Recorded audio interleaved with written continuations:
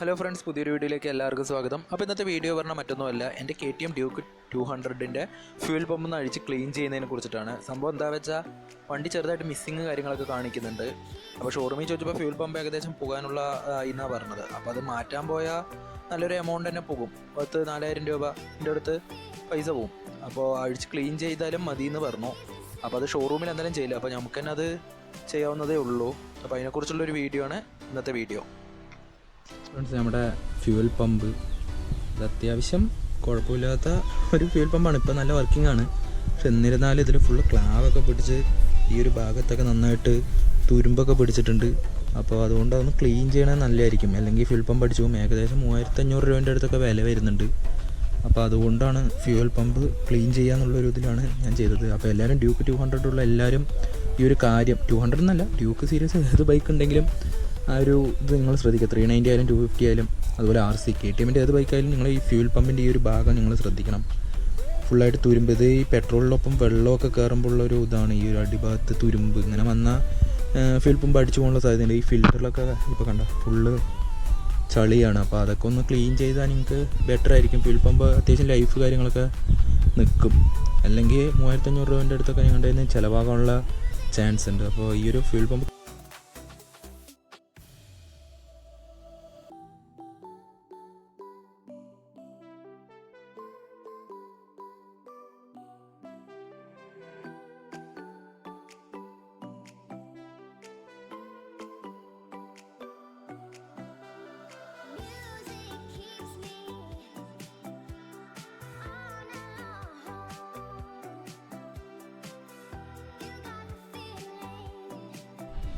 അപ്പോൾ ഏകദേശം നമ്മുടെ ഫ്യൂൽ പമ്പിൻ്റെ ആ തുരുമ്പ് ഭാഗമൊക്കെ നമ്മൾ ചുരണ്ടി കളഞ്ഞു. അത് കഴിഞ്ഞിട്ട് ഇത് കണ്ട്, ഇതൊരു റിമൂവറാണ്. അതായത് ഈ തുരുമ്പൊക്കെ, അതായത് ഈ സ്ക്രൂ ഒക്കെ തുരുമ്പടിച്ച് കിടക്കുമ്പോൾ അതിനെ അടിച്ചിട്ട് അതിൻ്റെ അഴിച്ചെടുക്കാനൊക്കെ ഉപയോഗിക്കുന്ന റിമൂവറാണ്. ഇതിൽ കുറേ കാര്യങ്ങൾ, സ്ക്രൂ, അതുപോലെ തന്നെ ഈ ചില ലൂബ്രിക്കേഷൻ ചെയ്യുന്ന ഒരു സാധനമാണ്.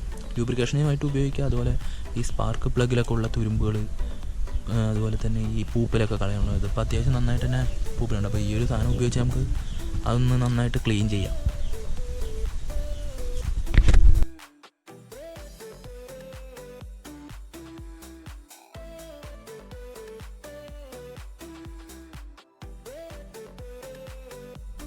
അപ്പോൾ ഗൈസ്, അത്യാവശ്യം എല്ലാം വൃത്തിയായിട്ടുണ്ട്. എല്ലാ ക്ലാവ് കാര്യങ്ങളെല്ലാം പോയിട്ടുണ്ട്. ഇനി നമുക്കിത് തിരിച്ച് അതിലേക്ക് ഫിക്സ് ചെയ്യാം.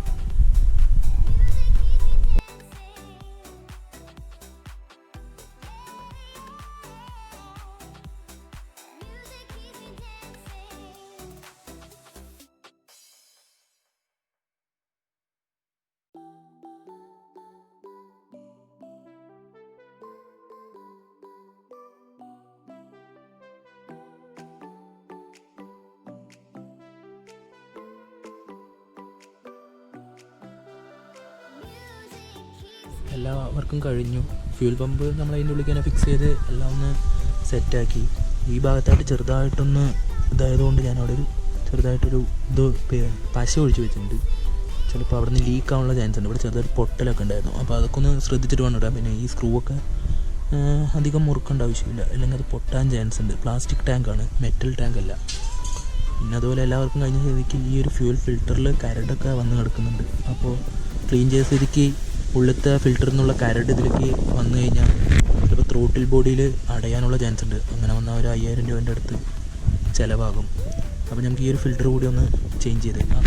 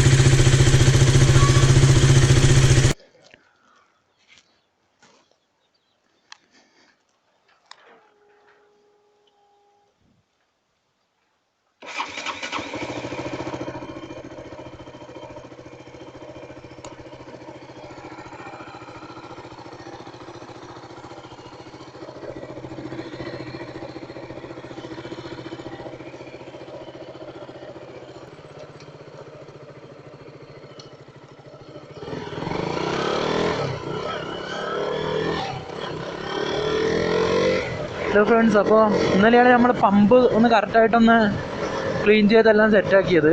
മഴ അപ്പോൾ ആ ഒരു വീഡിയോയിൽ കണ്ട പോലെ തന്നെ പമ്പ് അഴിച്ച് ഞാൻ കൂടുതലായിട്ട് ലാഗ് അടുപ്പിക്കേണ്ട കൊണ്ടാണ് ആ പമ്പ് അഴിച്ചവിടെ തൊട്ടിട്ടുള്ള ആ ഒരു കാര്യം, ഇമ്പോർട്ടൻസ് ആയിട്ടുള്ള കാര്യം മാത്രമായിട്ട് പറഞ്ഞത്. അതുപോലെ തന്നെ പമ്പ് അഴിച്ച് ക്ലീൻ ചെയ്യുമ്പോൾ നിങ്ങൾ ശ്രദ്ധിക്കേണ്ടത് അതിലുള്ള വയറിങ്, പിന്നെ അതിൽ ചില ഫ്യൂവലിൻ്റെ ഒരു ഇത് കാണിക്കുന്ന ഒരു ചെറിയ ചിപ്പുണ്ട്, ഫ്യൂവൽ ലെവൽ കാണിക്കുന്നത്. ആ ഒരു ചെറിയ ചിപ്പിൽ ഇതായിട്ടാണ്. ആ ചിപ്പൊന്നും കേട് വരാൻ പറ്റില്ല. കേട് വന്നാൽ പിന്നെ ഫ്യൂവലിൻ്റെ ഇത് കാണിക്കില്ല, എത്രയാണ് ഫ്യൂവൽ എന്നുള്ള മീറ്ററിൽ ഇവിടെ കാണിക്കില്ല. അതൊക്കെ ഒന്ന് നോക്കിയിട്ട് വേണം ചെയ്യാൻ. പിന്നെ പരമാവധി മറ്റുള്ള ഏതെങ്കിലും ഉപയോഗിക്കാതെ ഞാൻ കാണിച്ചു തന്ന ആ ഒരു ക്ലീനർ ഉപയോഗിച്ചിട്ട് തന്നെ ക്ലീൻ ചെയ്യാൻ ശ്രമിക്കുക. അപ്പോൾ ഇങ്ങനെ ചെയ്യണതുകൊണ്ടുള്ള ഗുണം പറഞ്ഞാൽ ഈ മിസ്സിങ് ഒക്കെ ഉള്ള പ്രശ്നങ്ങളൊക്കെ ഒന്ന് കുറഞ്ഞ് കിട്ടും. അല്ലെങ്കിൽ ഫ്യൂൽ പമ്പൊക്കെ അങ്ങനെ മിസ്സിങ് ഒക്കെ കാണിച്ച് നിൽക്കാറുണ്ട് ഈ കരടൊക്കെ കയറുമ്പോൾ. അതിങ്ങനെ തുരുമ്പൊക്കെ അടിച്ച് കുറയാകുമ്പോൾ പോകും. അപ്പോൾ ഇതിപ്പോൾ ഫസ്റ്റ് ജനറേഷൻ ഡ്യൂക്കാണ്. അപ്പോൾ ആ ഒരു ടൈമിൽ ഉപയോഗിച്ച അതേ ഫ്യൂൽ പമ്പാണ്, ഇതുവരെ അത് ചേഞ്ച് ചെയ്തിട്ടില്ല. അപ്പോൾ ഇതിന് മുമ്പ് ഉള്ള ആളും ഇതൊന്നും ക്ലീൻ ചെയ്തിട്ടില്ല. അപ്പോൾ ഞാനാണ് പിന്നെ ക്ലീൻ ചെയ്യണത്.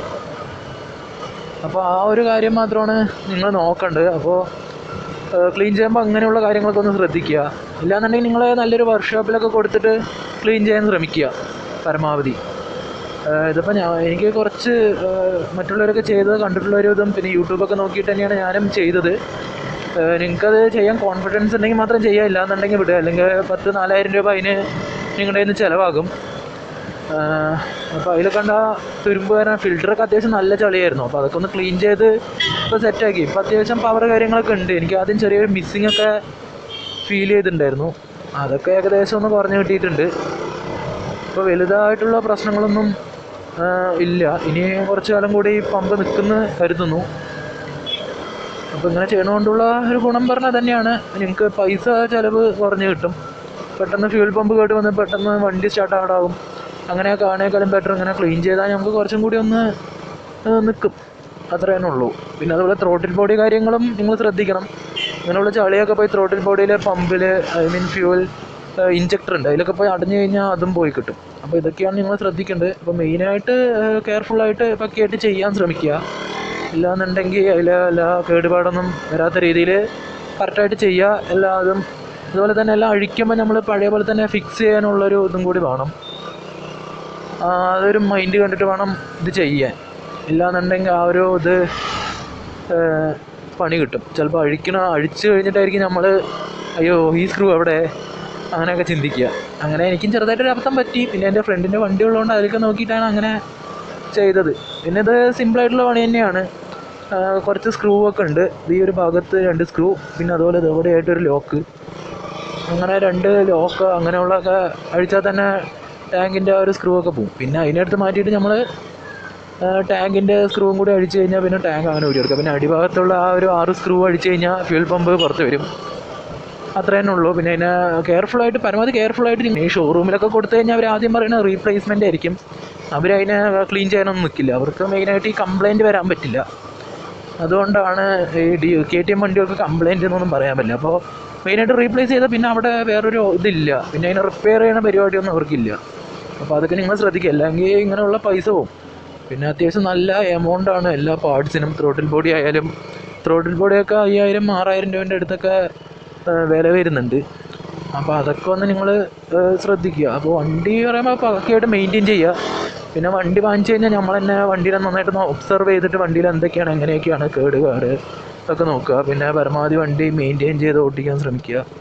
ഇതൊക്കെയാണ് പിന്നെ പറയാനുള്ളൂ. മെയിനായിട്ടൊന്നും ഈ ഒരു വീഡിയോയിലില്ല. അപ്പോൾ അപ്പോൾ എല്ലാവരും ഒന്ന് ചാനൽ ഇഷ്ടപ്പെട്ട സബ്സ്ക്രൈബ് ചെയ്യുക. അതോടൊപ്പം തന്നെ ബെല്ലൈക്കണൊന്ന് എനേബിൾ ചെയ്യുക. അപ്പോൾ ഇനിയും പുതിയ വീഡിയോകൾ വരുന്നതായിരിക്കും. ഇപ്പോൾ KTM ആണ് ഞാൻ ഉപയോഗിക്കുന്നത്. അപ്പോൾ അതുമായിട്ട് റിലേറ്റഡ് ആയിട്ടുള്ള വീഡിയോസ് ആയിരിക്കും. ഇനി ഈ ഒരു വീഡിയോ നിങ്ങളുടെ ഫ്രണ്ട്സിനൊക്കെ ഒന്ന് ഷെയർ ചെയ്യാൻ ശ്രമിക്കുക. അപ്പോൾ അത്രയൊക്കെ തന്നെയുള്ളൂ. പിന്നെ എന്തെങ്കിലും സംശയമൊക്കെ ഉണ്ടെങ്കിൽ എൻ്റെ Instagram ID ഞാൻ താഴെ ഇടാം. അതിൽ കയറിയിട്ടൊന്ന് നിങ്ങൾ മെസ്സേജ് അയച്ചാൽ മതി, ഞാൻ റീപ്ലൈ തന്നോളാം. അപ്പോൾ ബൈ.